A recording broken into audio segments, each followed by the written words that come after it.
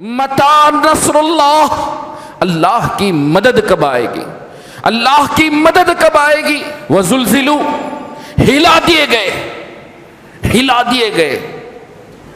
کیا تم یہ سمجھتے ہو کہ جنت میں یوں ہی داخل ہو جاؤ گے؟ الحمدللہ رب العالمین والصلاة والسلام علی رسولہ الکریم وعلی آلہ وصحبہ اجمعین ومن تبعہم بإحسان الی یوم الدین، اما بعد۔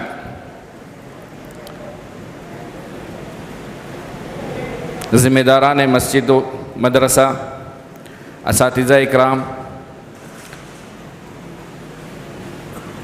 حاضرین مسجد، بزرگوں، نوجوان ساتھیوں اور پیارے بچوں، امت مسلمہ کی اسلامی ماں اور بہنوں، تمام تعریفیں اسی اللہ کے لیے ہیں جس اللہ رب العزت نے مجھے اور آپ کو اپنی عبادت کی خاطر پیدا کیا اور اس لائق بنایا کہ ہم اس کی عبادت کر سکیں، اس کی حمد بیان کر سکیں، ہر قسم کی تعریف اسی کے لیے کہہ سکیں۔ تمام قسم کی تعریفیں، حمد و ثنا، بزرگی و بڑائی، کبریائی، اے اللہ تیرے لیے ہی لائق و سزاوار ہے۔ تجھی سے ہم مانگتے ہیں، تجھی سے لو لگاتے ہیں، ہر قسم کی فریاد تیرے ہی آگے رکھتے ہیں اور یہ امید کرتے ہیں کہ پروردگارا ہمیں اس دنیا سے اٹھا تو لا الہ الا اللہ محمد الرسول اللہ صلی اللہ علیہ وسلم پر اٹھا، اور جب آخرت میں اکٹھا فرما تو نبیین، صدیقین، شہداء اور صالحین کے ساتھ جمع فرما۔ پھر درود و سلام ہو سارے انبیاء اور رسولوں پر، خصوصاً جناب محمد الرسول اللہ صلی اللہ علیہ وآلہ وسلم پر۔ اللہم صلی وسلم وبارک علی رسولک محمد وعلی آلہ وصحبہ اجمعین۔ اللہ رب العزت نے سورہ عنکبوت کی ابتدا یوں کی ہے، بسم اللہ الرحمن الرحیم، الف لام میم، احسب الناس ان یترکوا ان یقولوا آمنا وهم لا یفتنون۔ کیا لوگ یہ سمجھتے ہیں کہ وہ صرف آمنا یعنی ہم ایمان لائے کہہ دیں اور انہیں آزمائش میں مبتلا نہیں کیا جائے گا؟ سورہ بقرہ میں اللہ رب العزت نے اسی طرح کی ایک اور آیت میں فرمایا، ام حسبتم ان تدخلوا الجنہ ولما يأتكم مثل الذين خلوا من قبلكم مستهم البأساء والضراء وزلزلوا حتى يقول الرسول والذين آمنوا معه متى نصر الله متى نصر الله متى نصر الله ألا إن نصر الله قريب۔ اللہ رب العزت نے سورہ بقرہ کی یہ آیت میں فرمایا، کیا تم یہ سمجھتے ہو کہ جنت میں یوں ہی داخل ہو جاؤ گے؟ حالانکہ تمہارے پاس پچھلے لوگوں کی مثالیں واضح طور پر آئی ہیں۔ مستہم البأساء والضراء، انہیں تکلیفیں آئیں، قحط سالی آئی، جانی جسمانی تکلیفیں انہیں دی گئی، ہر قسم کی دشمنی کا انہیں سامنا کرنا پڑا۔ اتنا ہی نہیں، وزلزلوا، ہلا دیے گئے، ہلا دیے گئے، حتیٰ یقول الرسول والذین آمنوا معہ، حتیٰ کہ رسول خود، پیغمبر خود اور ان کے ماننے والے کہنے لگے، متی نصر اللہ، اللہ کی مدد کب آئے گی، اللہ کی مدد کب آئے گی، اللہ کی مدد کب آئے گی؟ الا ان نصر اللہ قریب، اللہ کی مدد ضرور آئے گی اور بہت جلد آئے گی۔ محترم سامعین، قرآن مجید میں اللہ نے آزمائش والی باتیں بے شمار جگہ پر کہا ہے۔ بعض جگہ اللہ نے آزمائش کو موت کے ساتھ ملایا، کل نفس ذائقۃ الموت، وَنَبْلُوكُمْ بِالشَّرِّ وَالْخَيْرِ فِتْنَةً وَإِلَيْنَا تُرْجَعُونَ. ہر نفس کو موت کا مزہ چکھنا ہے اور ہمیں تمہیں شر اور خیر دونوں کی آزمائش میں مبتلا کرتے ہیں. انسان کو جب موت آتی ہے اس سے بڑھ کر کوئی آزمائش نہیں. اس کا پتہ مجھے اور آپ کو کیا ہے؟ بس اتنا ہم جانتے ہیں کہ ہمارے رسول صلی اللہ علیہ وسلم نے موت کے سکرات سے پناہ مانگی ہے، پناہ مانگی. میرے رسول اللہ صلی اللہ علیہ وسلم جب آپ کی روح قبض ہونے لگی، آپ صلی اللہ علیہ وسلم پریشان تھے، بخار میں تپ رہے تھے. ایک صحن میں پانی رکھا تھا، کبھی اپنے چہرے پر ملتے تو کبھی. آپ کی دختر نیک اختر فاطمہ رضی اللہ تعالیٰ عنہ سے دیکھا نہیں گیا. بیٹی کا کلیجہ پھٹ پڑا یہ بات دیکھ کر کے، اپنے باپ کو تکلیف میں دیکھ کر کہنے لگی اے اللہ کے رسول صلی اللہ علیہ وسلم، آپ کو بھی یہ تکلیف ہے؟ تو رسول اللہ صلی اللہ علیہ وسلم نے دو باتیں کہی، دو باتیں ان سے کہیں جس سے ایک بات پر وہ خوش ہو گئی. ان میں رسول صلی اللہ علیہ وسلم نے کہا کہ میرے بعد تم جلد مجھے آ ملو گی. کیا بات کہی؟ میرے بعد تم جلد مجھے آ ملو گی. اگر آج کوئی یہ کہہ دے کسی سے کہ تم جلد مر جاؤ گی، جلد تم آ جاؤ گی، جلد تمہارا انتقال ہو جائے گا، واویلا کھڑا کر دے گی. مصیبت، کیونکہ ہمیں اللہ سے ملاقات کی خواہش نہیں ہے، نہیں ہے ہمیں خواہش اللہ سے ملاقات کی. ہم اپنے گناہوں تلے دبے ہوئے ہیں، ڈرتے ہیں کہ کب موت آ جائے اور ہم گناہ میں پھنس جائیں. لیکن فاطمہ رضی اللہ تعالیٰ عنہ اس بات سے خوش ہو گئی کہ مجھے اللہ سے ملاقات کرنی ہے اور رسول اللہ صلی اللہ علیہ وسلم سے جا کر ملنا ہے. اس حدیث سے میں یہ بتانا یہ چاہتا ہوں کہ دیکھیں جو حالات ملک کے ہیں، گناہ گو حالات جو بھی آپ دیکھ رہے ہیں، اس کو دیکھ کر واویلا مچانے کی ضرورت نہیں ہے، پریشان ہونے کی ضرورت نہیں ہے. جب سے آزادی ہوئی ہے اس سے لے کر آج تک ملک کے حالات اونچ نیچ ہوتے رہے ہیں. میں آپ کو بتا دوں، ایک مہینہ پہلے ایک بزرگ سے میرے ملاقات ہوئی جن کی عمر 90 سال سے کچھ زیادہ ہے، 92 93 سال ہے. انہوں نے کہا کہ میرے والد محترم فجر کی نماز اور عشاء کی نماز کے لیے جب مجھے بھیجتے تھے تو کہتے کہ بیٹا اگر غیر مسلموں سے خطرہ لاحق ہو اس اندھیرے میں تو فلاں جگہ مسلمان کا گھر ہے، فلاں جگہ کا مسلمان کا گھر ہے، وہاں تم چلے جانا. 50-60 سال پہلے کی بات ہے. آج آپ تو اسٹریٹ لائٹ لگے ہوئے ہیں، راستے سارے چمک رہے ہیں، مسجدیں چمک رہی ہیں. چراغ ہوتے تھے مسجدوں میں، چراغ ہوتے تھے، جس دن تیل ختم ہو جاتا چراغ بجھ جاتا. مسجدوں میں چراغ جلنے سے پہلے مسجد میں مصلی آیا کرتے تھے. آج مسجد کی چاروں طرف لائٹیں جلتی ہیں لیکن مصلی فجر کی نماز میں حاضر نہیں ہوتے، نہیں آتے مصلی فجر کی نماز میں. جمعہ میں مسجد پوری بھر جاتی ہے. متولی صاحب نے مجھے بتایا، بڑی خوشی ہوئی. کبھی فجر میں بھی بھر جاتی ہے، فجر میں بھی کبھی بھر جاتی ہے. کہیں گے مجھے ہاں رمضان کے شروع کے 2 دن بھر جاتی ہے، رمضان کے شروع 2 دن بھر جاتی ہے اور رمضان کے تیسرے چوتھے دن آپ جہاں چاہے نماز پڑھ سکتے ہیں. یعنی یہ ابلتے ہوئے کیڑے کچھ دنوں کے لیے بن جاتے ہیں نمازی. بتانے کا مقصد یہ ہے کہ ہمیشہ سے انسان کے لیے آزمائش ہے. انسان کسی بھی مرحلے میں خوش نہیں ہے. شادی سے پہلے بھی خوش نہیں، شادی کے بعد بھی خوش نہیں. بچہ ہے تو خوش نہیں، بڑا ہو جائے تو خوش نہیں ہے، جوان ہو تو خوش نہیں ہے، بزرگ ہو جائے تو خوش نہیں ہے. ڈاکٹر بے چین ہے، بیمار بے چین ہے، مالدار بے چین ہے، غریب بے چین ہے، ہر شخص بے چین ہے، ہر شخص بے چین ہے. لیکن آپ پہ ویسی آزمائش نہیں آئی جیسے کہ پچھلے والوں پر آزمائش آئی. پڑھیے سورہ مائدہ کی آیتیں، پڑھیے سورہ مائدہ کی آیتیں. پچھلے لوگوں نے پچھلے لوگوں نے مومنوں کو اتنا آزمایا کہ نبیوں کو آرے سے چیر دیا، نبیوں کو آرے سے چیر دیا۔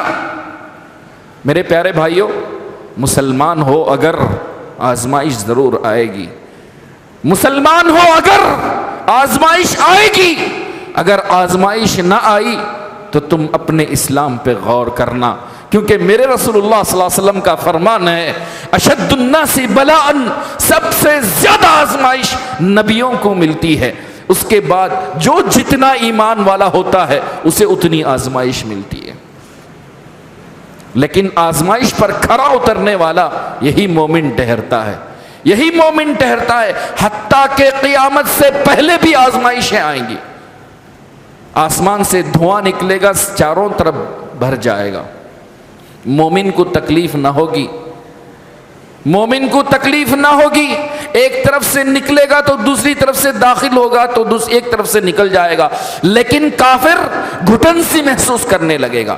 آزمائش ہر لمحے میں ہے، ہر لمحے میں آزمائش ہے، لیکن وہ آزمائشیں نہیں آئی جو پہلے لوگوں کو آئی تھی، پہلے لوگوں کو آئی تھی۔ کیا اتنا کافی نہیں ہے کہ نبیوں میں میرے رسول جناب محمد الرسول اللہ صلی اللہ علیہ وسلم کی ایک آزمائش ذکر کروں، ایک آزمائش ذکر کروں میں؟ میرے رسول صلی اللہ علیہ وسلم کے 7 بچے تھے، 4 لڑکیاں 3 لڑکے، 7 بچے تھے، 4 لڑکیاں 3 لڑکے، جن میں سے 6 آپ کی زندگی میں وفات پا گئے، آپ کی آنکھوں کے سامنے، جن میں سے 6 آپ کے سامنے وفات پا گئے۔ ایک حضرت فاطمہ رضی اللہ تعالیٰ عنہ، وہ بھی رسول صلی اللہ علیہ وسلم نے کہا کہ تم میرے بعد فوراً مجھ سے آ کر ملنے والی ہو۔ جس شخص کے سارے بچے اس کی آنکھوں کے سامنے چلے جائیں، کیا اس سے بڑھ کر کوئی آزمائش ہے؟ کہتے ہو موب لنچنگ ہو رہی ہے، لنچنگ ہو رہی ہے، کہیں پیر کاٹا جا رہا ہے، کہیں انگلی کاٹی جا رہی ہے۔ میں آپ سے پوچھتا ہوں، آپ مسلمان ہیں، بھروسہ ہے اللہ کی ذات پر؟ بھروسہ ہے؟ نہیں ہے، نہیں ہے بھروسہ آپ کو اللہ کی ذات پر، کیونکہ اللہ نے کہا انتم الاعلون ان کنتم مؤمنین، تم ہی سربلند رہو گے اگر ایمان کا سرتاج اپنے اوپر رکھو گے، ایمان اگر تمہارے پاس ہے تو سربلند ہوگے۔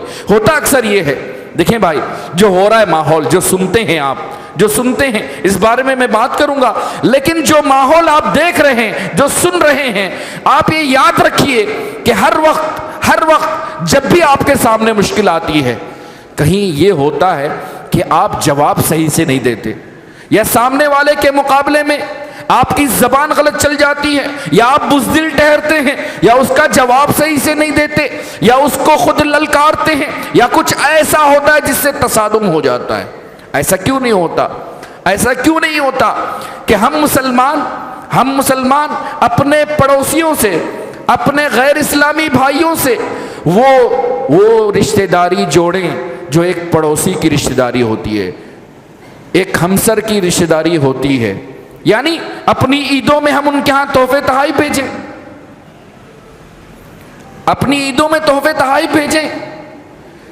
میں ایک بات بتاؤں، صبح ہم نکلتے ہیں فجر پڑھ کے، پڑوسی ہمارا ڈیوٹی کے لیے نکلتا ہے، کبھی کوئی بھائی اس سے گڈ مارننگ کہتا ہے؟ کہتا ہے؟ عزت چلی جاتی ہے اس کے اگر کہہ دے تو۔ ہم اپنے اسلام کا کردار کب پیش کریں گے؟ ہم اپنی پہچان کردار سے کب بنائیں گے؟ جبکہ ہم سالوں گزر جاتے ہیں، 20 سال 25 سال گزر جاتے ہیں، لیکن اسلام کا کردار کبھی ہم اپنے پڑوسی کے سامنے نہیں رکھتے۔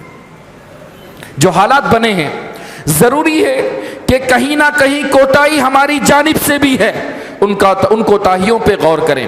ضرورت اس بات کی نہیں ہے کہ واویلا مچائیں، روڈ پر آئیں، یا پھر کورٹ میں جا کر وفاداری کی بھیک مانگیں، یا ان سیاست کی وفاداریوں پہ امید رکھیں یا کچھ اور کریں، ضرورت اس بات کی ہے کہ اپنے آپ کو بدلیں، اپنے کردار کو پہچانیں، اپنے اسلام کو روشناس کروائیں، اپنے اندر اسلامی زندگی پیدا کریں اور اپنے آپ کو بدلنے کی کوشش کریں۔ ان اللہ لا یغیر ما بقوم حتی یغیروا ما بانفسہم، اللہ جب تک تم اپنی حالت نہیں بدلو گے اللہ تمہاری حالت نہیں بدلے گا۔ ضروری ہے کہ اپنے آپ کو بدلو اپنے آپ کو، آؤ مسجدوں میں للکارو، پکارو اللہ کو، گڑ گڑاؤ، مانگو اللہ سے، وہ اللہ ضرور سنے گا۔ فرمان رسول صلی اللہ علیہ وسلم ہے تہجد کے وقت میں ہر دن اللہ صدا لگاتے ہیں۔ ابو ہریرہ رضی اللہ تعالیٰ عنہ کی روایت ہے کہ ہر رات اللہ آخری پہر میں آواز لگاتے ہیں، کوئی ہے مجھے پکارنے والا میں اس کی پکار کو سنوں، کوئی ہے مجھ سے معافی مانگنے والا جس کی معافی میں دوں، کوئی ہے مجھ سے مانگنے والا میں اس کو عطا کروں۔ لیکن یہ وہ وقت ہوتا ہے، ڈاکٹرز کہتے ہیں سب سے زیادہ خواب خرگوش میں انسان سوتا ہے۔ میں تو تہجد کی بات کر رہا ہوں، ہم فجر کی نماز میں ہی نہیں آتے۔ فجر کی نماز میں ہماری مسجدیں خالی ہیں۔ اپنی پہچان اپنے کردار سے بنائیں، اپنے اسلام سے بنائیں اور یاد رکھیں کہ تم ہی سر بلند رہو گے، تم ہی سر بلند رہو گے۔ بس چاہیے کہ اپنے آپ کو بدل کر دیکھو۔ محترم سامعین، میں بتانا یہ چاہتا ہوں کہ جو آزمائش ہے، جو حالات بنے ہوئے ہیں، ایسے حالات میں اگر آپ دیکھیں کہ سابقین اولین میں جو مثالیں ہمیں ملتی ہیں، ہم سے بڑھ کر انہیں آزمائش ملی ہے۔ آپ لنچنگ کی بات کرتے ہو، حضرت سمیہ رضی اللہ تعالیٰ عنہ کا واقعہ یاد کر لو، ساری لنچنگ بھول جاؤ گے۔ حضرت سمیہ رضی اللہ تعالیٰ عنہ مکہ میں مسلمان ہونے والی پہلی عورتوں میں سے ایک عورت ہے۔ آپ جانتے ہیں کہ مکہ اس وقت سارا، اب جو حرم مسجد نبوی مسجد حرام بنا ہوا ہے وہی سارا مکہ تھا، صفا مروہ بھی باہر تھا، لیکن اب حدود حرم یعنی مسجد حرام کے حدود میں داخل ہو چکا ہے۔ اس چلچلاتی دھوپ میں 48 52 54 ڈگری دھوپ میں ابو جہل نے حضرت سمیہ رضی اللہ تعالیٰ عنہ کے 2 پیر 2 اونٹنیوں پر باندھ دیا، 2 پیر 2 اونٹنیوں پہ باندھ دیا، ایک کو مشرق کی جانب دوسرے کو مغرب کی جانب، اور کہنے لگا کہہ دو کہ معبود 2 ہیں، اللہ 2 ہیں، تمہیں چھوڑ دوں گا۔ عورت ہے، بس ایمان پختہ ہے، یقین ہے اللہ پر، مر جاؤں گی تو جنت چلی جاؤں گی، سر پہ کفن باندھا ہے، ڈر نہیں ہے کسی انسان کا، ڈر صرف اللہ کا ہے۔ ابو جہل نے کڑی آزمائش میں چلچلاتی دھوپ میں پوچھا کہ سمیہ کہہ دو کہ اللہ 2 ہیں، کہہ دو کہ اللہ 2 ہیں، میں تمہیں چھوڑ دوں گا۔ سمیہ رضی اللہ تعالیٰ عنہ نے کہا اللہ احد اللہ احد اللہ احد، اللہ ایک ہی ہے، معبود برحق ایک ہی ہے، اللہ ایک ہی ہے، اللہ کا کوئی ساجھیدار نہیں۔ یہ بات مشرک کو برداشت نہ ہوئی، ابو جہل نے نیزہ اٹھایا اور حضرت سمیہ رضی اللہ تعالیٰ عنہ کی شرمگاہ میں مار دیا، جس سے ان کے 2 ٹکڑوں میں بٹ گئی عورت، ہماری اسلامی ماں اور بہن 2 ٹکڑوں میں بٹ گئی، لیکن انہوں نے شرک کو گوارا نہیں کیا۔ کیا آپ کی آزمائش اس سے بڑھ کر ہے؟ کیا آپ کی آزمائش اس سے بڑھ کر ہے؟ حضرت خباب رضی اللہ تعالیٰ عنہ کو غلام بنا کر رکھا گیا، روزانہ تکلیف دی جاتی، ہاتھوں میں بیڑیاں پیروں میں بیڑیاں۔ جاہل نے کہا کہ ایک بار کہہ دے اے خباب رضی اللہ عنہ وارضاہ، ایک بار کہہ دے کہ محمد کا کفر میں کرتا ہوں، محمد کی نبوت پر میں ایمان نہیں لاتا، کفر کرتا ہوں، ایک بار کہہ دے میں تجھے چھوڑ دوں گا، آزادی مل جائے گی۔ آزادی کے لیے صرف ایک جملہ کہنا تھا کہ میں محمد صلی اللہ علیہ وسلم کا انکار کرتا ہوں، سنتے ہیں جواب کیا تھا؟ جواب یوں تھا ایک مرد مومن کا، کہا انہوں نے اللہ کی قسم، اللہ کی قسم، اگر اللہ تجھے ابھی مار دے، دوبارہ زندگی دے دے، پھر بھی میں محمد صلی اللہ علیہ وسلم کے ساتھ کفر نہیں کروں گا، کفر نہیں کروں گا۔ اور کہا اللہ کی قسم مجھے گوارا بھی نہیں ہے کہ محمد صلی اللہ علیہ وسلم کو ایک کانٹا بھی چبھ جائے۔ یہ کیسا ایمان تھا، یہ کیسا ایمان تھا۔ محترم ساتھیو، اگر ایمان پختہ ہو، بھروسہ ہو اللہ پر، ہر آزمائش آسان ہے، ہر آزمائش آسان ہے۔ فرمان ہے اللہ کا، ام حسبتم ان تترکوا ولما يعلم الله الذين جاهدوا منكم ويعلم الصابرين، کیا تم سمجھتے ہو کہ صرف مسلمان ہونے سے کافی ہے؟ اللہ تم میں پرکھے گا نہیں کہ تم میں کون مجاہد ہے، کون مومن ہے اور کون ناشکرا ہے، کون منافق ہے؟ پرکھ ہوگی، آزمائش آئے گی، ضرور آزمایا جائے گا۔ صرف مومن مومن کہنے سے مومن نہیں ہو جاتے۔ اگر اس طرح مومن ہو جاتے تو فرعون سب سے بڑا مومن کہلاتا۔ کیوں؟ سورہ یونس کی آیتیں پڑھیے، جب ڈوبنے لگا تو اس نے کہا کہ میں تو ایمان لایا، میں ایمان لایا۔ اللہ نے کہا الآن الآن وقد عصیت من قبل وکنت من المفسدین، اب تم کہتے ہو کہ مومن ہو گئے، اس سے پہلے تو تم نافرمان تھے۔ آمنا، مومن مومن کہنے سے مومن نہیں ہوتے جب تک کہ اپنی زندگی میں، اپنے اعمال میں، اپنے کردار میں ایمان کو رچا دو، بسا لو، بسا لو۔ دل بھی مومن، زبان بھی مومن، کردار بھی مومن، اخلاق بھی مومن، ہر چیز مومن ہو۔ میں اپنے نوجوان بچوں سے پوچھتا ہوں، کیا آپ کی کالج میں، آپ کے کام کی جگہ پر، کیا کبھی آپ نے اپنی پہچان ایک مسلمان کے نام سے بنائی؟ بنائی آپ نے؟ شرماتے ہو آپ، تم شرماتے ہو اپنی پہچان ایک مسلمان بتانے سے۔ کالج میں جانے سے پہلے اپنی داڑھی مونڈتے ہو، کام کو جانے سے پہلے تم شیو کرتے ہو۔ کیوں؟ کیونکہ تمہارے پاس وہ ٹھوس کردار نہیں، وہ پختہ کردار نہیں جس کی بنیاد پر تم اپنے آپ کو مسلمان کہلاؤ۔ بلکہ ہمارے نوجوان بچوں کی پہچان یوں ہوتی ہے کہ جب راتیں ہم جاگتے ہیں تو ویلنگ کرتے ہوئے باہر نظر آتے ہیں۔ ہمارے بچے ویلنگ کرتے ہوئے نظر آتے ہیں۔ ماں باپ اسکول میں بچے کو اس سائیکل دلاتے ہیں، لیکن یہ نہیں پوچھتے کہ بیٹا تو صحیح چلا رہا ہے کہ نہیں چلا رہا ہے، کس دوست کے ساتھ تو کہاں گیا تھا۔ بچہ گلیوں میں ہی ویلنگ کرتا ہے سائیکل لے کر کے۔ ماں باپ خوش ہوتے ہیں کہ بیٹا کرتب کر رہا ہے، بیٹا کرتب کر رہا ہے۔ جس دن سر پھٹ جاتا ہے اس دن سارے کرتب نظر آ جاتے ہیں۔ اللہ المستعان۔ بیٹا بال کی کٹنگ کرا کر چلا آتا ہے، جھوپڑا بنا ہوا ہے اوپر، جھوپڑا۔ ماں کہتی ہے واہ بیٹا، گلی میں کسی نے اتنی اچھی کٹنگ نہیں کروائی، میرا بیٹا تو آج پورا بندر لگ رہا ہے۔ کبھی ماں نہیں کہتی۔ باپ پیسہ دیتا یہ نہیں پوچھتا کہ یہودیوں والی کٹنگ تو نے کیوں کروائی۔ کیوں؟ کیونکہ ماں باپ کو خود نہیں پتا کہ یہ حرام ہے، نہیں پتا کہ انہیں یہ حرام ہے۔ ابو داؤد کی روایت رسول اللہ صلی اللہ علیہ وسلم نے قزع سے منع کیا۔ قزع کیا ہے؟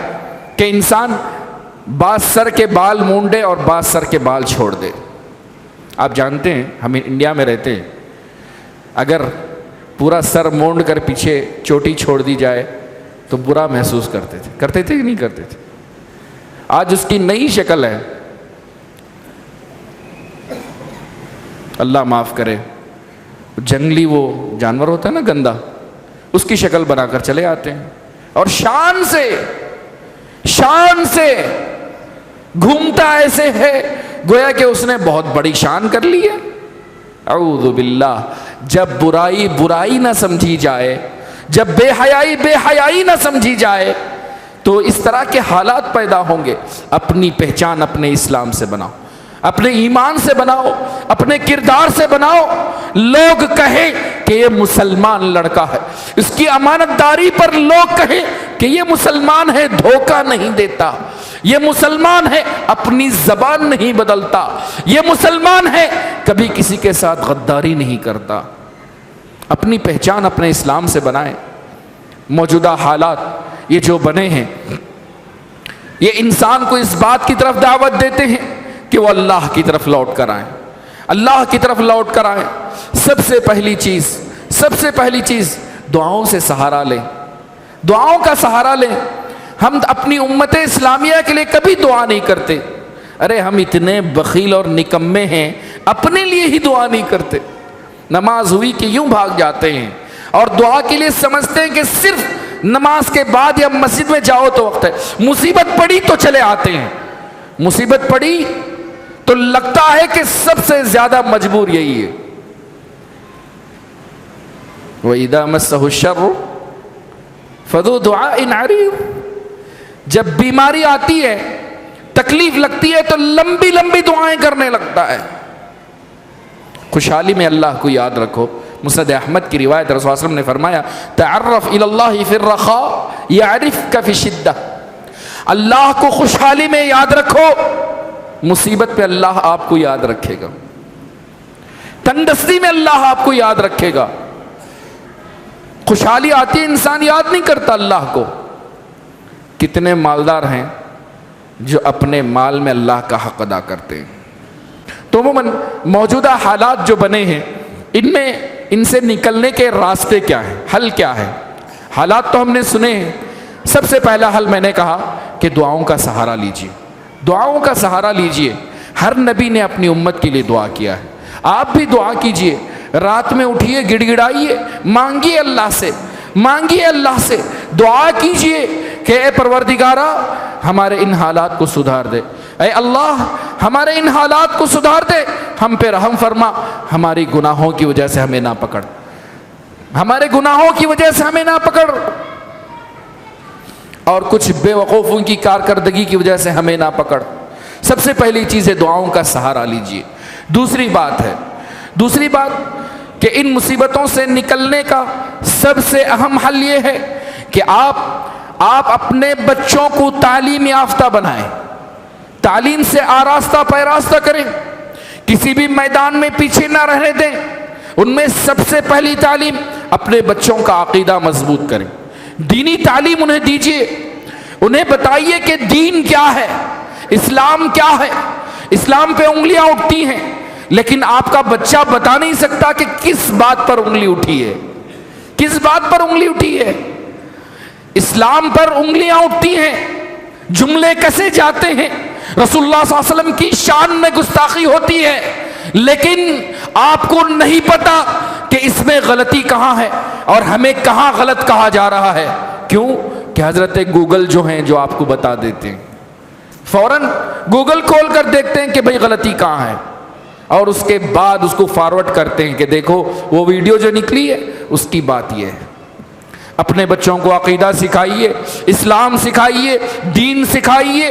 میرے پیارے بھائیوں، میرے نوجوان بچوں، تم میں سے کتنوں کو غسل کا طریقہ آتا ہے؟ غسل واجب کا طریقہ کتنوں کو آتا ہے؟ میرے بزرگوں، اسلامی بھائیوں، کتنوں کو سورہ فاتحہ صحیح آتی ہے؟ کتنوں کو سورہ فاتحہ صحیح پڑھنی آتی ہے؟ کیونکہ ہم کہتے ہیں اہل حدیث بغیر سورہ فاتحہ کے نماز نہیں ہوتی، بغیر سورہ فاتحہ کے نماز نہیں ہوتی۔ کیا سورہ فاتحہ پڑھنا صحیح آتا ہے؟ مجھے پڑھنا صحیح آتا ہے؟ کبھی امام صاحب کے ساتھ بیٹھ کر آپ نے کہا کہ میری سورہ فاتحہ درست کر دیجئے؟ کبھی کہا آپ نے؟ شرم آتی ہے، شرم آتی ہے۔ آج ہی اگر بیوی کہہ دے کہ 10,000 روپے لے کر آ جاؤ، میں اپنے اماں کے گھر چلی جاؤں گی، کسی بھی کہاں جا کے ہاتھ پھیلا دے گا، کسی کے بھی ہاں آگے ہاتھ پھیلا دے گا کہ مجھے قرض دے دو ورنہ میرا گھر بگڑ جائے گا۔ لیکن کبھی یہ نہیں کہتے کہ میری سورہ فاتحہ بگڑتی ہے، میری نماز ہی بگڑتی ہے، میری سورہ فاتحہ سیدھی کر دو۔ پڑھتے ہیں غیر المغضوب علیہم ولا الضالین، یہ سورہ فاتحہ نہیں ہے۔ ضاد کیسے بولنا چاہیے، کیسے پڑھنا چاہیے آپ کو نہیں آتا، صاد صراط الذین کیسے پڑھنا چاہیے آپ کو نہیں آتا، عین کیسے نکالنا چاہیے آپ کو نہیں آتا، کس خوش فہمی میں ہے کہ آپ کی نماز صحیح ہے؟ آئیے میں ایک واقعہ بتاتا ہوں سعودیہ کے ایک عالم کا، ماشاءاللہ کافی سالوں سے وہ دعوت کے کام میں لگے ہوئے تھے، مسجد کی امامت کرتے تھے، 40 سال سے زائد ان کی مسجد کی امامت کو ہو گئے۔ ایک دن کسی نے ان کے اندر احساس جگایا کہ کتنے بزرگ ایسے ہیں جن کو سورہ فاتحہ نہیں آتی، اپنی نمازوں میں پڑھتے ہیں سورہ فاتحہ نہیں آتی۔ شرمانے کی بات نہیں ہے، جس کو نہیں آتا سیکھ لیں، نہیں سیکھو گے نمازیں برباد ہیں۔ ویسے ہی 5 میں 2 ڈنکی 3 ڈنکی مارتا ہے وہ بھی چلی جائے گی، سیکھ لو سورہ فاتحہ۔ تو انہوں نے، کسی نے بات ڈالی کہ بزرگوں میں سے کتنوں کو سورہ فاتحہ نہیں آتی، سب سے پہلے ان کا خیال اپنی ماں کی طرف گیا، میری ماں کی سورہ فاتحہ صحیح ہے کہ نہیں ہے۔ گئے انہوں نے کہا اماں سورہ فاتحہ مجھے پڑھ کر سناؤ۔ کہا بیٹا مجھ سے سورہ فاتحہ پوچھ رہے تو؟ کہا کہ نہیں اماں میں سننا چاہتا ہوں آپ سے سورہ فاتحہ۔ تو 2 آیتیں پڑھی، سورہ فاتحہ ان کا ختم ہو گیا۔ قسم کھائی کہ میں لوگوں کو اس وقت تک نہیں سکھاؤں گا جب تک کہ میں اپنی اماں کو نہیں سکھاؤں گا۔ انہوں نے تجوید کے ساتھ سورہ فاتحہ پوری انہیں سکھائی، اس کے بعد دین سیکھنا شروع کیا ان کی ماں نے۔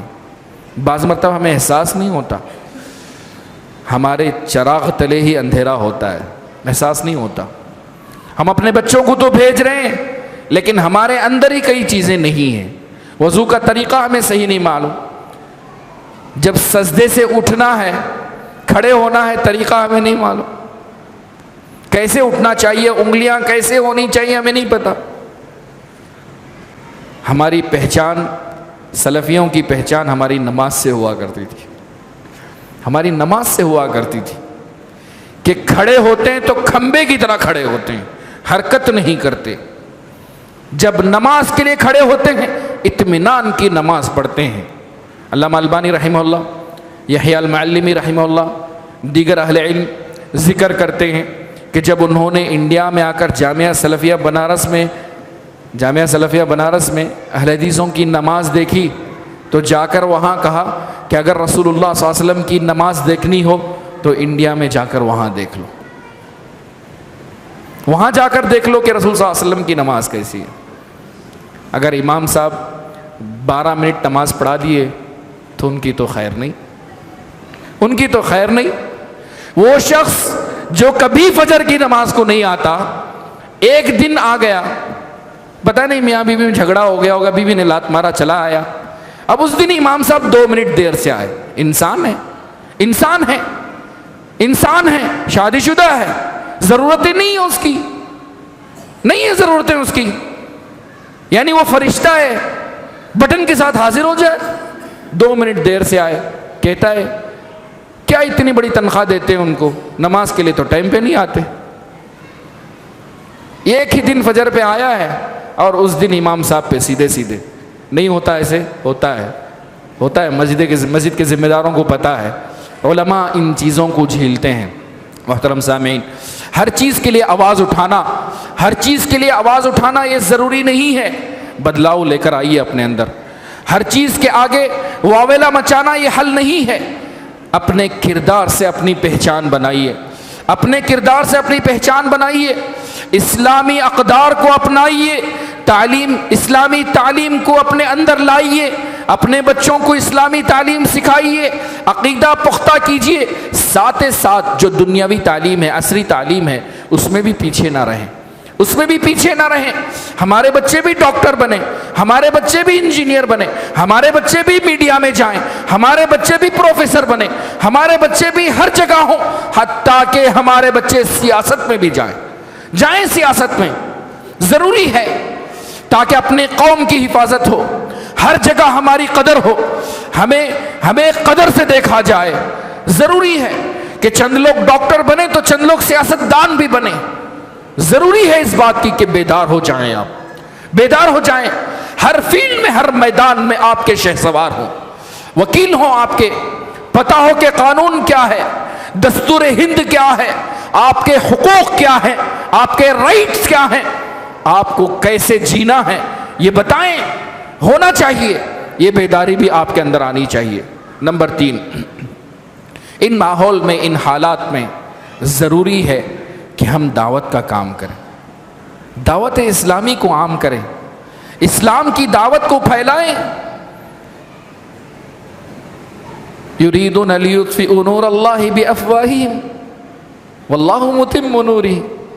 جب بھی اسلام کو دبانے کی کوشش کی گئی اتنا ہی ابھرا ہے.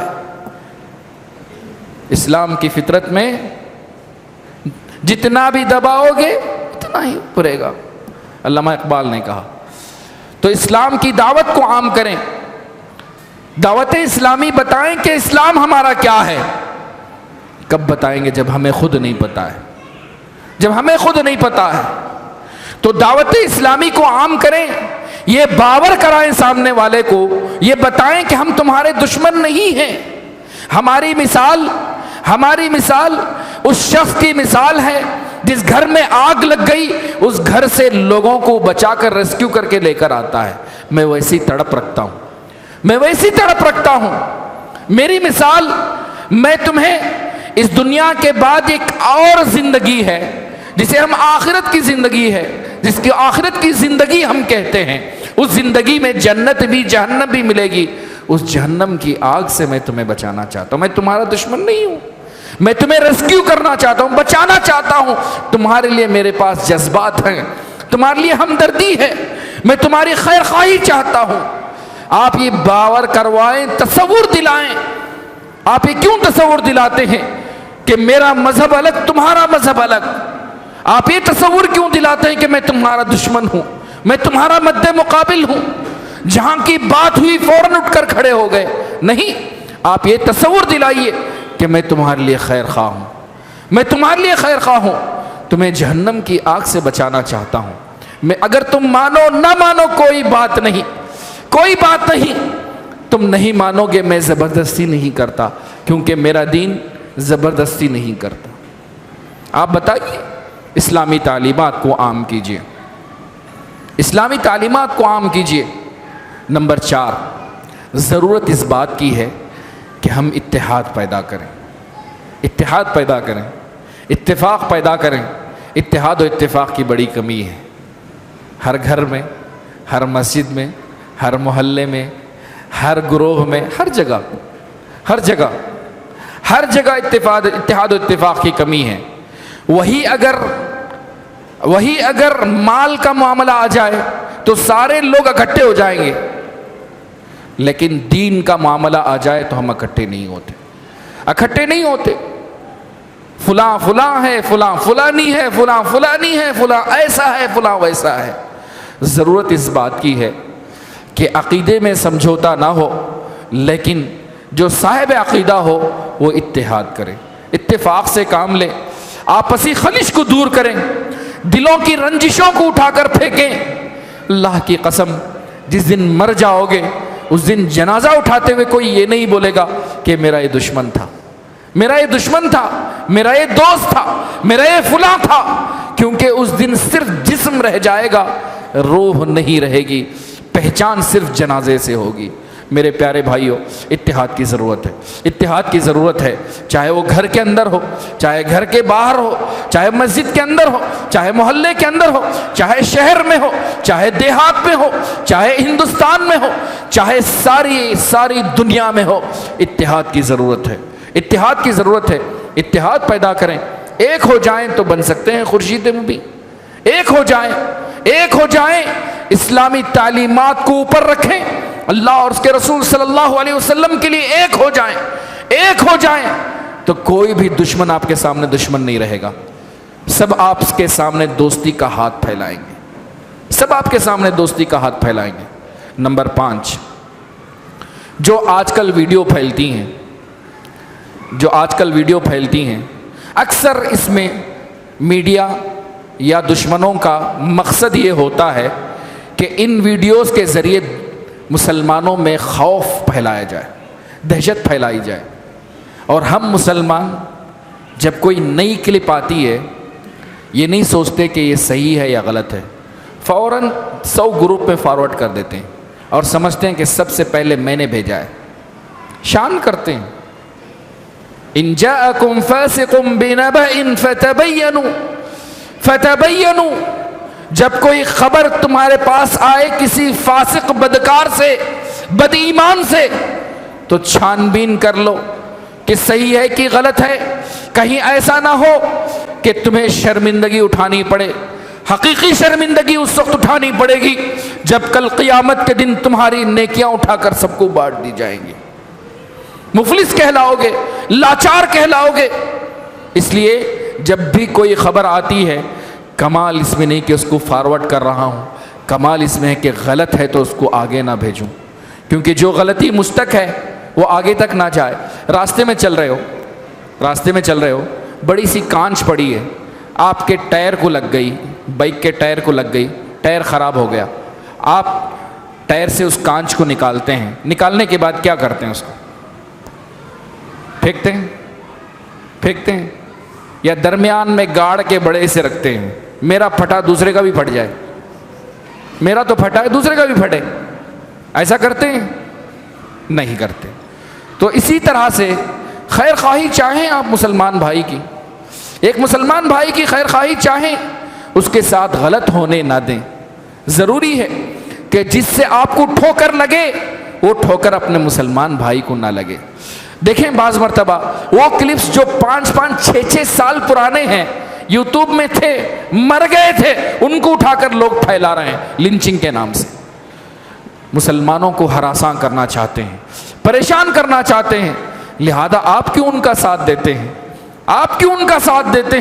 آپ تو اللہ سے ڈرو، اپنے مسلمانوں کو برباد کرنے میں اپنا ہاتھ نہ لگاؤ، اپنا دماغ اور اپنا موبائل نہ لگاؤ، اپنی بے جا قوتیں نہ لگاؤ، اللہ سے ڈرو۔ نوجوانوں، یہ موبائل اللہ کی نعمت ہے، وہیں زحمت بھی ہے، کل تمہارے لیے وبال بن جائے گا موبائل، اس موبائل کے ذریعے غلط حرکت مت کرو، ہر چیز پھیلاتے ہو۔ کبھی سوچا کہ دشمن نے تمہارے ہاتھ میں ہتھیار دیا ہے، دشمن نے تمہارے ہاتھ میں چاقو دیا ہے، اور اس سے ہر مسلمان کو تم زخمی کر رہے ہو، یہ نہیں سوچتے کہ میرے اس کلپ سے کتنے مسلمانوں کو تکلیف ہوگی۔ کبھی آپ نے کوئی آیت بھیجی، کبھی آپ نے کوئی حدیث بھیجی، کبھی آپ نے کوئی اچھی بات بھیجی؟ نہیں سوچتے ہو یونیک ہو، سب سے پہلے میں اس پر آگے بڑھوں، نعوذ باللہ۔ تو یہ جو وائرل چیزیں ہوتی ہیں، کمال اس میں نہیں ہے کہ آپ بھی اس کو وائرل کریں، کمال اس میں ہے کہ غلط ہو تو اس کو روک لیں اور اس کے بارے میں سنجیدگی سے سوچیں، مسلمانوں کو پریشان نہ کریں۔ میرے رسول اللہ صلی اللہ علیہ وسلم فرماتے ہیں، من اشار الی اخیہ بحدیدۃ، صحیح مسلم کی روایت ہے، جس نے اپنے بھائی کو لوہے کا اشارہ کیا، چاقو کا اشارہ کیا، فرشتے اس پر لعنت بھیجتے ہیں۔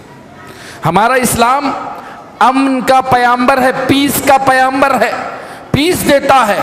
رسول اللہ صلی اللہ علیہ وسلم نے فرمایا، جس نے بھی، اس سے پہلے ایک بات بتا دوں، جو بھی نوجوان اپنے بائک کا سائلنسر بڑا کرتے ہیں اور اتنی بڑی آواز لے کر گھومتے ہیں اور سمجھتے ہیں کہ بلٹ لے کر میں جاؤں گا یا فلاں بائک میں لے کر جاؤں گا تو بڑے باپ کا بیٹا کہلاؤں گا، سن لو، میرے رسول صلی اللہ علیہ وسلم نے فرمایا، من اخاف اہل المدینہ، جس نے مدینے والوں کو ڈرایا دھمکایا، عذابہ اللہ کما یذاب الملح فی الماء، اللہ اس کو ایسے ہی گھلا دے گا جیسے نمک پانی میں گھلا دیا جاتا ہے۔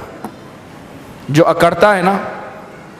اکڑتا ہے محلوں میں، شہروں میں اپنی آواز اونچی کرنے کی کوشش کرتا ہے، ایسے شخص کی اکڑ اللہ ضرور توڑتا ہے۔ نوجوانوں، اپنی پہچان اپنی گاڑی سے نہیں، اپنے کردار سے بناؤ، اپنی پہچان اپنے بال سے نہیں، اپنے چہرے سے بناؤ، اپنی پہچان اپنے کیریکٹر سے بناؤ، اپنے ٹی شرٹ سے مت بناؤ، اپنی پہچان اپنے جوتوں سے مت بناؤ، اپنی پہچان اپنے سجدوں کے نشان سے بناؤ۔ سر بلند رہو گے سرخ روئی تمہارے قدم چومے گی، کامیابی تمہارے ساتھ رہے گی۔ باتیں تو کافی ہیں، حل تو کافی ہیں، ایک عقل مند کے لیے، ایک مسلمان کے لیے یقیناً سب سے بڑا حل اللہ پر ایمان ہے، پختہ ایمان ہے، اللہ پر بھروسہ ہے۔ بھروسہ رکھو، مومن ہو تو اللہ ضائع نہیں کرے گا۔ اگر آزمائش آ بھی جاتی ہے اس دنیا سے مر کر کٹ کر چلے جاؤ گے تو شہید کہلاؤ گے، اور کل قیامت کے دن اسی خون کے ساتھ تمہیں اٹھایا جائے گا، اسی خون کے ساتھ تمہیں اٹھایا جائے گا۔ تو دنیا میں بھی سرخ روئی ہے، آخرت میں بھی سرخ روئی ہے، بس ایمان پختہ ہو، بھروسہ ہو اللہ کی ذات پر۔ آخر میں 5-7 منٹ جو دوسرا ٹاپک تھا جو مجھے دیا گیا تھا، کچھ اگر وقت ہے تو میں کچھ اس بارے میں کہنا چاہتا ہوں۔ مجھے کہا گیا تھا تعلیم و تربیت میں والدین کی ذمہ داری، تعلیم و تربیت میں والدین کی ذمہ داری، بہت اچھا ٹاپک تھا، اور جب سے حافظ منظور صاحب نے مجھے کہا مجھے بہت اچھا لگا۔ یہ ضروری ہے کہ ماں باپ کو پتہ چلے کہ ذمہ داری ان کی کیا ہے۔ میں کچھ باتیں اس بارے میں کہنا چاہتا ہوں۔ سب سے پہلی بات، تعلیم و تربیت والدین کے لیے ایک عبادت ہے۔ بچوں کی تعلیم و تربیت والدین کے لیے عبادت ہے، عبادت ہے، کیونکہ اللہ نے حکم دیا وَأْمُرْ أَهْلَكَ بِالصَّلَاةِ وَاصْطَبِرْ عَلَيْهَا،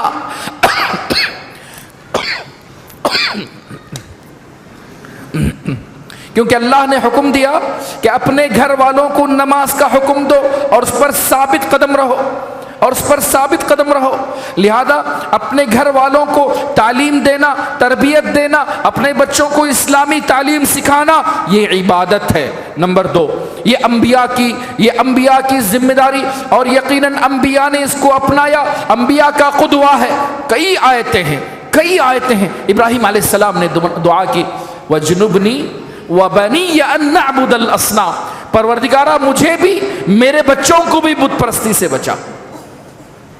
اپنے بچوں کی فکر کرنا۔ رسول اللہ صلی اللہ علیہ وسلم پہ جب اللہ نے وہ آیت اتاری وَأَنذِرْ عَشِيرَتَكَ الْأَقْرَبِينَ، اپنے قریبی رشتہ داروں کو ڈراؤ، رسول صلی اللہ علیہ وسلم پہاڑی پر چڑھ گئے۔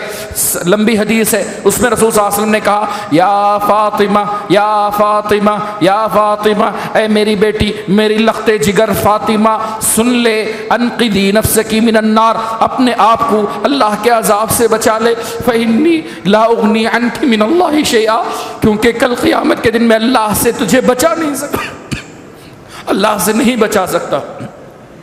اپنی سب سے پیاری بیٹی سے رسول اللہ صلی اللہ علیہ وسلم نے کہا کہ کل قیامت کے دن اللہ سے نہیں بچا سکتا، آج جو چاہے مانگ لے میں تجھے دے سکتا ہوں۔ بچوں کی تربیت سب سے اہم ہے۔ لقمان علیہ السلام نے اپنے بیٹے کو نصیحت کی یا بنی لا تشرک باللہ، لا تشرک باللہ، اے میرے بیٹے شرک مت کرنا، اکڑ کر مت چلنا، کافی نصیحتیں انہوں نے کی۔ اسی طرح اسماعیل علیہ السلام کے بارے میں اللہ نے کہا وَكَانَ يَأْمُرُ أَهْلَهُ بِالصَّلَاةِ وَالزَّكَاةِ وَكَانَ عِنْدَ رَبِّهِ مَرْضِيًّا، اپنے گھر والوں کو نماز کا حکم دیتے، روزے کا حکم دیتے، زکوٰۃ کا حکم دیتے، وہ اللہ کے پاس مرضی تھے، اللہ کے پاس راضی شدہ تھے۔ وہ میرے رسول صلی اللہ علیہ وسلم جب رمضان کا آخری عشرہ آتا اپنی کمر کس لیتے، اپنے گھر والوں کو تیار کر لیتے۔ اپنے بچوں کی تعلیم و تربیت، اپنے گھر والوں کی تعلیم و تربیت، یہ انبیاء کا قدوہ ہے، یہ انبیاء کا قدوہ ہے۔ نمبر 3، بچوں کی تعلیم و تربیت یہ ذمہ داری ہے۔ ذمہ داری کا مطلب جانتے ہیں؟ نہیں کرو گے تو کل پوچھے جاؤ گے، کیونکہ رسول صلی اللہ علیہ وسلم نے کہا الا وکلکم راع وکلکم مسئول عن رعیتہ، تم میں سے ہر کوئی ذمہ دار ہے اور اپنی ذمہ داری کے بارے میں پوچھا جائے گا۔ اس میں سے کہا کہ بچوں کے بارے میں ذمہ دار ہے، کل پوچھا جائے گا۔ میرے رسول صلی اللہ علیہ وسلم نے کہا کہ جس نے اپنی 3 بیٹیوں کی تعلیم و تربیت کی، اچھی جگہ ان کا رشتہ کیا، شادی کی، تو کل وہ جنت میں جائے گا۔ ذمہ داری ہے۔ نمبر 4، بچوں کی تعلیم و تربیت ذمہ داری کے ساتھ ساتھ یہ ماں باپ کا ایک فریضہ ہے اور ایک معاشرے کی طلب ہے۔ ایک اچھا معاشرہ پڑھے لکھے لوگوں سے بنتا ہے۔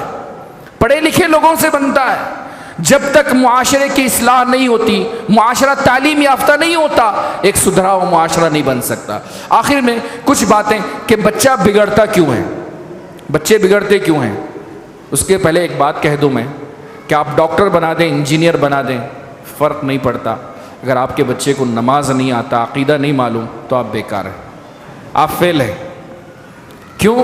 کیونکہ مرنے کے بعد آپ کا بیٹا آپ کا آپریشن تو نہیں کرے گا، آپ کے لیے ہاتھ اٹھا کر دعا کرے گا۔ اس لیے میرے نوجوانوں، میرے بزرگوں، یہ بات میں کہتا ہوں، کان کھول کر سن لیجئے، جس بچے کو آپ 10 سال کی عمر میں فجر کی نماز میں مسجد کا راستہ نہیں بتاتے، اپنے بچے کو 10 سال کی عمر میں مسجد کا راستہ فجر میں نہیں بتاتے، وہ بچہ قبرستان میں آ کے کبھی دعا نہیں کرے گا آپ کے لیے، مرنے کے بعد کبھی آپ کی قبر کی راہ نہیں دیکھے گا۔ ضروری ہے اپنے بچے کو مسجد کی راہ دکھاؤ، مسجد کی راہ دکھاؤ۔ اگر تمہاری آخرت چاہیے تو آخرت سدھارنے کا ایک ذریعہ ہے۔ کیوں؟ کیونکہ الدال علی الخیر کفاعلہ، جب آپ اپنے بچوں کو پڑھاتے ہیں، یہ آپ کے بچے آپ کے لیے صدقہ جاریہ بنتے ہیں، صدقہ جاریہ بنتے ہیں۔ بچے بگڑتے کیوں ہیں؟ سب سے پہلے گھر میں اسلامی ماحول نہیں ہوتا، گھر میں اسلامی ماحول نہیں ہوتا۔ ماشاءاللہ بڑے دیندار ہیں، کبھی پہلی صف میں ان کی نماز ہوتی ہے، دوسری صف میں کبھی نہیں ہوتی، لیکن گھر میں برتھ ڈے ہوتا ہے۔ کیا ہے؟ بیٹی وہ سنتی نہیں انہیں، نواسیں کہا ہمارے برتھ ڈے کر دلی۔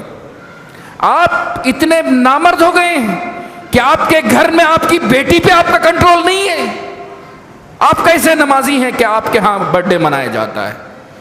لہذا گھر میں اسلامی ماحول کا نہ ہونا یہ بچوں کو بگاڑتا ہے۔ دوسری بات، سوشل میڈیا کا عام ہو جانا، ہر بچے کے ہاتھ میں موبائل، گھر میں ٹی وی، انٹرنیٹ اوپن، بچہ جو چاہے دیکھتا ہے اور آپ کو اس کا پتہ نہیں کہ کیا کر رہا ہے بچہ۔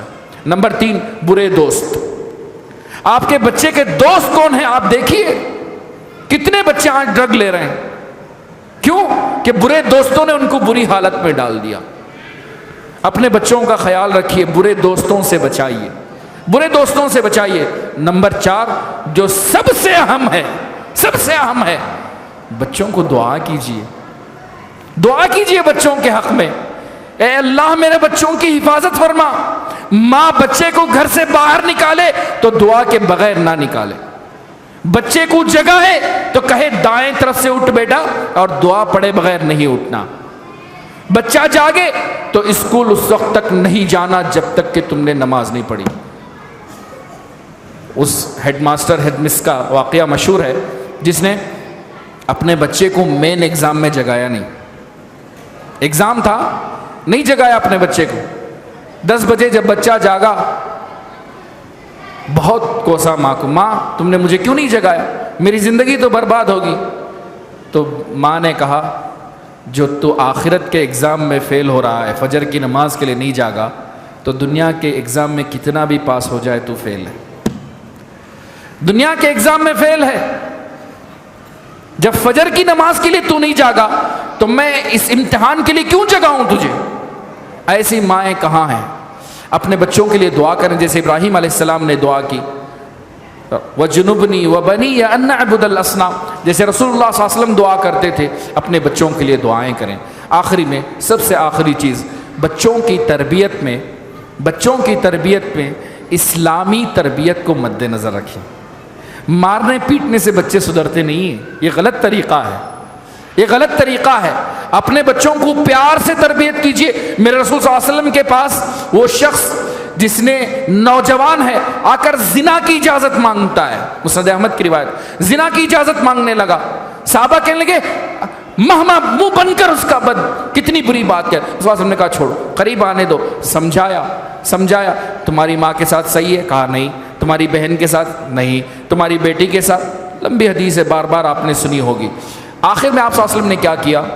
تربیت کا طریقہ یہ ہے کہ سمجھائیے، آپ غلطی کو غلط بتائیے، اس کے بعد دعا دیجیے۔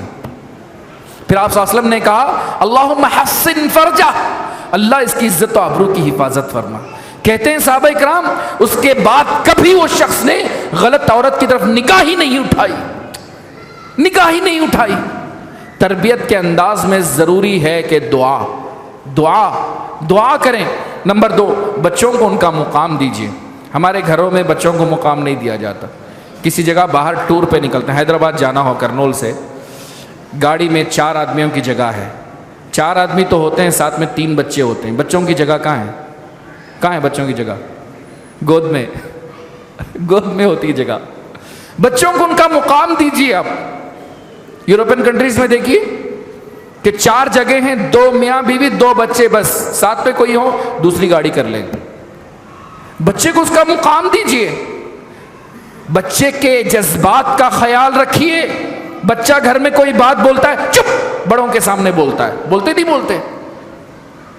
آپ اس کی بات تو سنیے. آپ بھی تو بدتمیزی کر رہے ہیں. آپ بتائیے کہ بیٹا میں آپ کی بات سنتا ہوں, ابھی ہم بات کر رہے ہیں, آپ کو کوئی ضروری بات ہے تو آپ کہیے. تب بیٹا کہے گا کہ نہیں ابو میں آپ سے بعد میں بات کر لوں گا. بعض مرتبہ یہ ہوتا ہے کہ بڑے بڑے بات نہیں سلجھا پاتے, بچے اس بارے میں اچھی بات کہہ دیتے کیونکہ بچے معصوم ہوتے ہیں. تو بچوں کو ان کا مقام دیجیے. میرے رسول صلی اللہ علیہ وسلم نے, ام المومنین عائشہ رضی اللہ عنہا فرماتی ہے, کبھی کسی عورت پہ کسی بچے پہ ہاتھ نہیں اٹھایا. سارے بچے دوست آپ صلی اللہ علیہ وسلم کے. بچوں کو ان کا مقام دیجیے. نمبر 3, بچے جوان ہو جائیں تو ان کا مشورہ قبول کیجیے. مشورہ قبول کیجیے, ان کے سجیشن کو لیجیے, اس کو عزت دیجیے. ضروری ہوتا ہے. جب تک آپ کے بچے کو مقام اس کا نہیں دیتے, وہ بچہ بھی آپ کو مقام نہیں دے گا. باتیں تو بہت ساری ہیں, کہتے جائیں تو. اللہ تعالیٰ سے دعا کرتا ہوں کہ اللہ تبارک و تعالیٰ مجھے کہنے میں اخلاص عطا فرمائے, آپ کے سننے میں اخلاص عطا فرمائے. اللہ آپ کے یہ سننے کو قبول آخرت میں اٹھائے تو بغیر حساب و کتاب کے جنت الفردوس میں داخل فرمائے. آمین. جزاکم اللہ خیرا وآخر دعوانا الحمد للہ رب العالمین والسلام علیکم ورحمۃ اللہ.